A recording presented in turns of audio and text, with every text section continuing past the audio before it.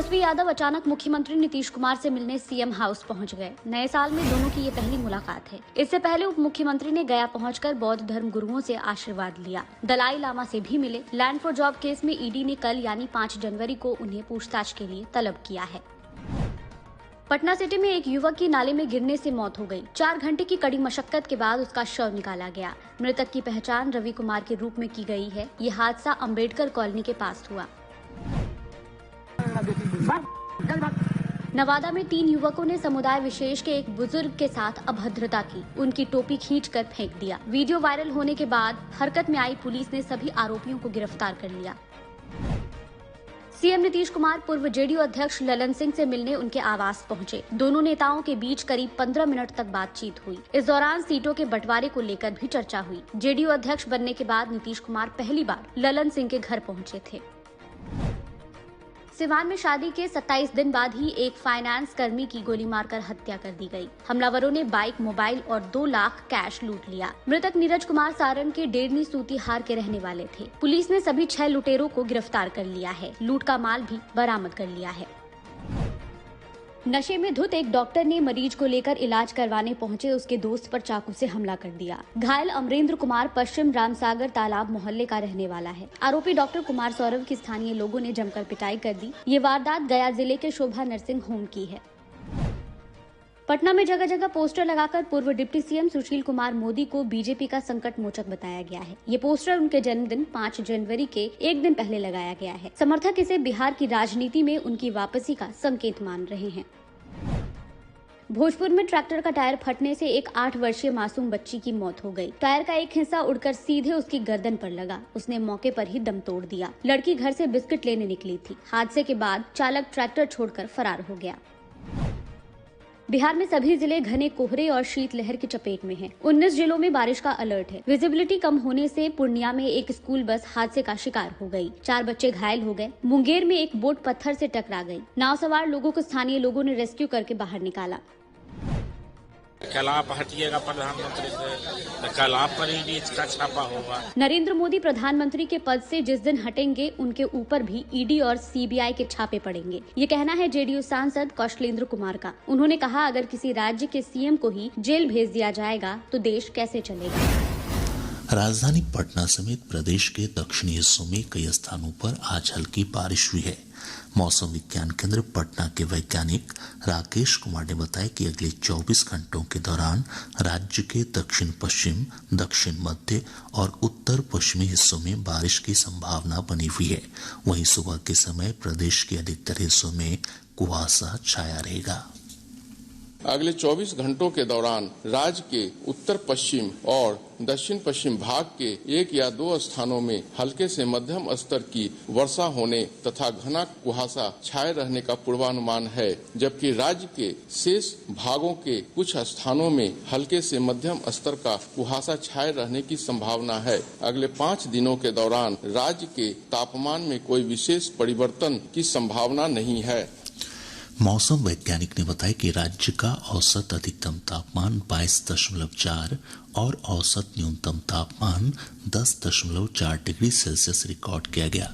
पिछले 24 घंटों के दौरान 7 डिग्री सेल्सियस न्यूनतम तापमान के साथ भागलपुर का सबौर राज्य का सबसे ठंडा स्थान रहा। ठंड को देखते हुए सुपौल जिला प्रशासन ने सभी सरकारी विद्यालयों के संचालन समय में बदलाव किया है। 31 जनवरी तक वर्ग 1 से 8 तक की कक्षाएं सुबह 10 बजे से दोपहर बाद 3:30 बजे तक संचालित होंगी। वहीं 9वीं से 12वीं तक की कक्षाओं का संचालन सुबह 9:30 बजे से शाम 4 बजे तक होगा।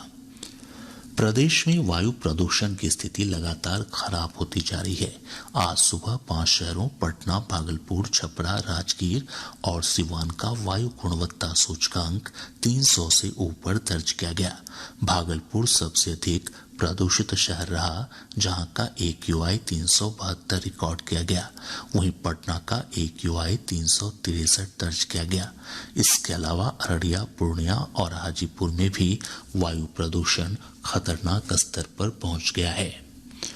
केंद्र सरकार ने सोशल मीडिया पर वायरल हो रहे उस संदेश को भ्रामक बताया है जिसमें दावा किया जा रहा है कि प्रधानमंत्री नरेंद्र मोदी हर मोबाइल उपभोक्ताओं को 3 महीने का निःशुल्क रिचार्ज दे रहे हैं। पत्र सूचना कार्यालय ने इस संदेश को पूरी तरह गलत बताया है। 23 वर्षों के लंबे अंतराल के बाद बिहार की team Ranji trophy cricket tournament के एलिट ग्रुप में खेलेगी। पटना के मोइनुल हक स्टेडियम में कल बिहार की टीम का मुकाबला मुंबई से होगा।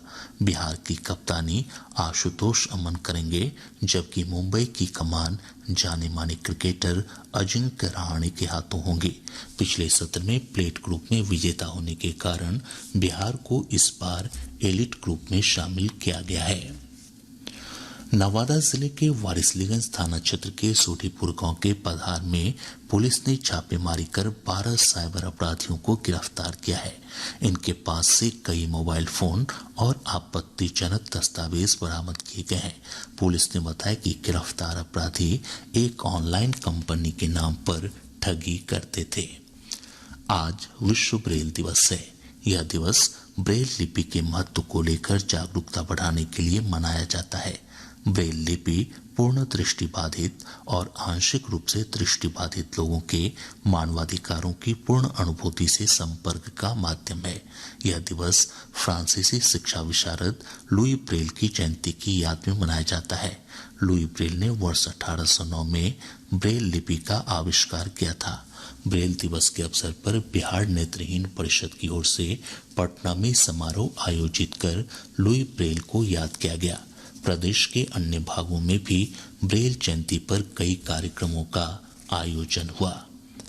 दरभंगा के सांसद गोपाल जी ठाकुर ने बेनीपुर विधानसभा क्षेत्र के मट्ठाराही से रासबाड़ी तक प्रधानमंत्री ग्राम सड़क योजना के तहत बनने वाली 5.4 किलोमीटर लंबी सड़क निर्माण कार्य की आधारशिला रखी।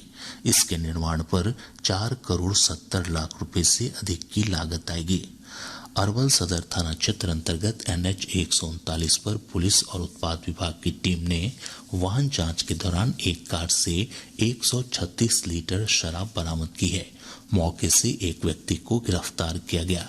पूर्वी चंपारण जिले के भारत नेपाल सीमावर्ती क्षेत्रों में अभियान चलाकर 15 बाल मजदूरों को मुक्त कराया गया। बाद में उन सभी को उनके परिजनों को सौंप दिया गया। इधर भागलपुर के बरगंज थाना क्षेत्र से श्रम विभाग की टीम ने 3 बाल श्रमिकों को मुक्त कराया है। अररिया पुलिस ने मानव तस्करी की शिकार 3 नाबालिग लड़कियों को पटना से सकुशल बरामद किया।